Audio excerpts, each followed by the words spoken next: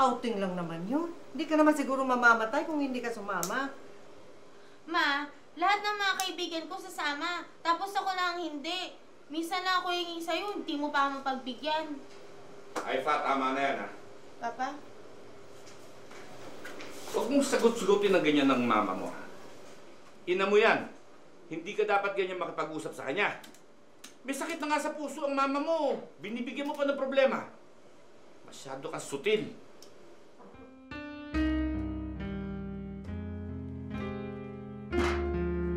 Bagamat mahal ni Aifa ang kanyang mga magulang, dala na rin ang kanyang kabataan. Madalas niyang suwayin ang mga ito.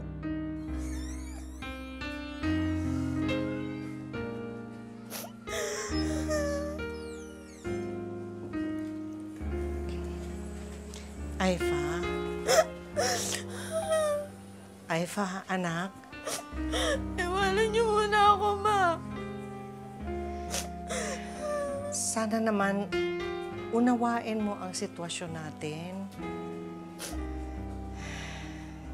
Nagtitipid tayo eh. Hindi na tulad ng dati ang buhay natin. Kailangan nating maghigpit ng sinturon. Pero, Ma... Kung ako lang ang masusunod, gugustuhin kong sumama ka na doon. Gugustuhin kong maibigay sa'yo lahat ng hinihiling mo. Lahat ng magagandang bagay, lahat ng gusto mo. Ang kaso,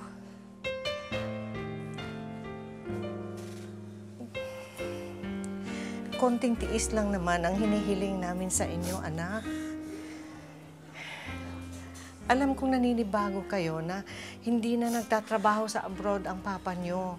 Kaya ang buhay natin ngayon, hindi na kasing luwag ng dati.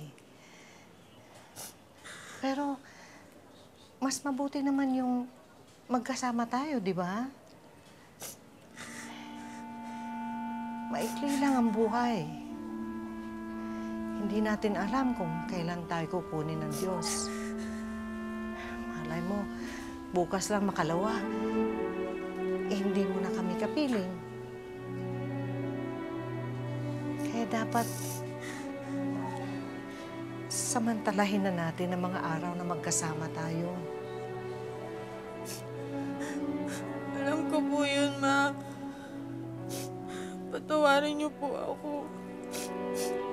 Kung naging sutil po ako sa inyo, naging matigas po yung ulo ko.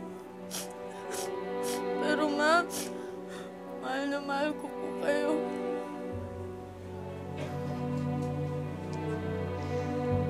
Mahal na mahal din kita, anak. Tandaan mo yan.